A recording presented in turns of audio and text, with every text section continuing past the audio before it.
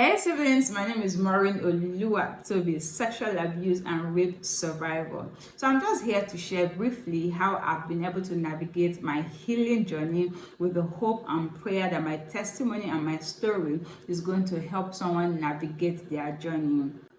So, my experience starts way back when I was about 10, 11. That was when I had the first sexual abuse experience, and that happened in my family house. And then the second experience, which was rape, happened in 2016 in my apartment within the school environment I had just graduated from. Armed robbers broke into my apartment, raped me and my roommate at gunpoint, and also threatened us not to tell anyone who had just been raped, else they would come back and ensure that we would not graduate from school. After they left, of course, I was angry and I was sad, I was pained, I was hurting. But one of the things that kept ringing in my head was the fact that the guy threatened me against speaking up. And prior to that experience, I had grown in my relationship with God, and I had come to know a lot of things about speaking up, about the power of my words. I had come to learn a lot of things about how the enemy would try to shut me down when I'm navigating an unpleasant season. And I was angry that it was playing out in real life. After he threatened me and left, I made up my mind that I was not going to be quiet about my experience. I was going to talk about it. I was going to use my story to encourage people, and I was going to ensure that I embrace healing.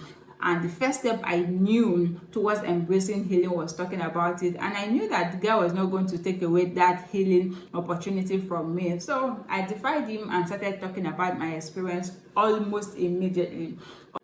Usually commend me for the strength that I exhibited during that season, but one of the things I never fail to mention is the fact that I did not have to go through that season all by myself. I had awesome support system from my church family in Port Harcourt, to family members, to my friends who rallied round to make sure that I was never isolated. They called, they visited, they checked up on me, they provided food. Some of them even gave me a new mobile phone because the robbers went away with my phones.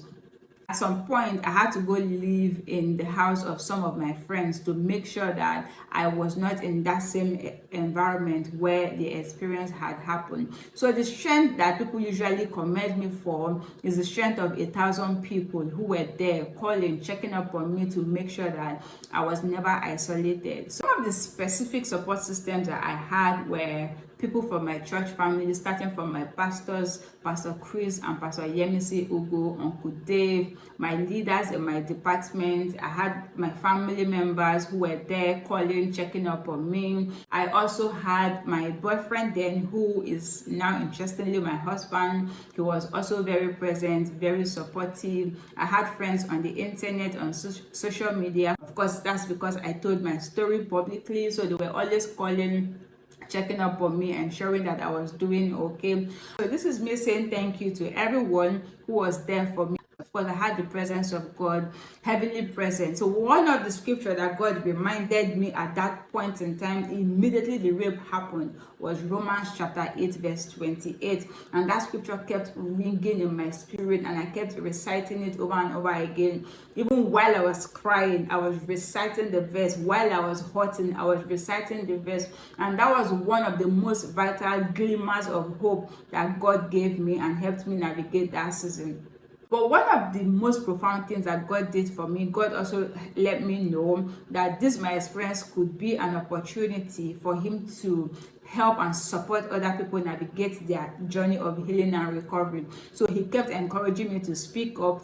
It was as though I had the courage and the audacity to almost immediately kickstart what God wanted me to do. I visited the hospital to make sure that I got tested and I got treated.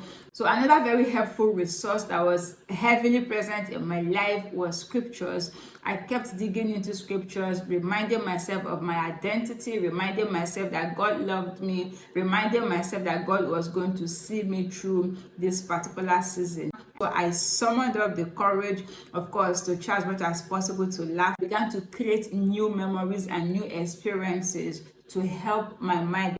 So speaking up and asking for help was very vital and played significant roles in my healing process. It wasn't complicated telling my family members, just one of those things that I knew I had to do, because if I didn't tell them, they were going to read the story on the internet anyway, because I was going to go public with my story. So I had to tell them, I had to discuss with them, I had to let them know what I needed to do, what God was prompting me to do as a result of the experience. So it wasn't so difficult discussing with my family members. So if there's any advice I'm going to give to anyone who wants to navigate that conversation with their family member, I will let you know that you have to open up about what you are feeling. But again, you have to be careful about the people you speak to, because there are family members who might not know how to help you navigate the season. So again, while I advise that you tell them, you also have to be careful. If you do not have immediate people in your family that you believe are mature and strong enough to handle what you're about to tell them, I would advise you find other sources of support, maybe in your church family, maybe aunties or uncles, or organizations that are already established that can handle the impact of the story you're about to tell them. But by all means, please open up, speak up, don't bottle up all of the emotions. People are there to listen, and the more you speak up about it, the easier it will get for you to navigate your healing process.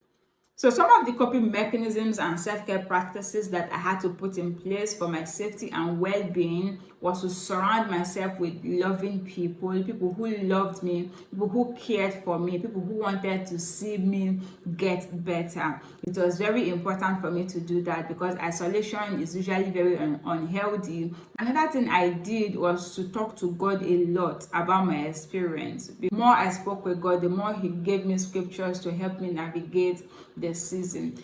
In advocating for others who have experienced rape, sexual abuse, or other forms of sexual violence, I started an organization called Demystify Abuse Campaign, basically to help survivors navigate their journey of healing and recovery, and to lend our voice to the elimination of sexual violence in Africa.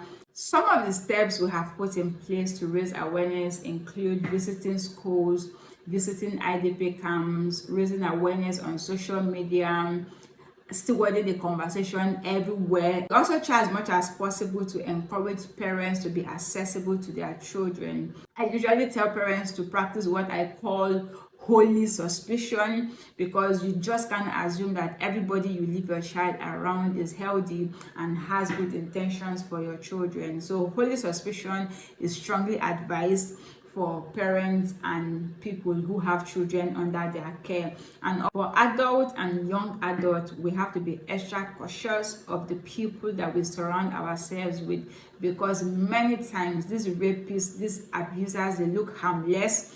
And lastly, we have to be supportive of the survivors around us. They need help, they need all of the love, the attention, and the care they can get. Thank you so much for listening to me. Have a beautiful day. Bye bye.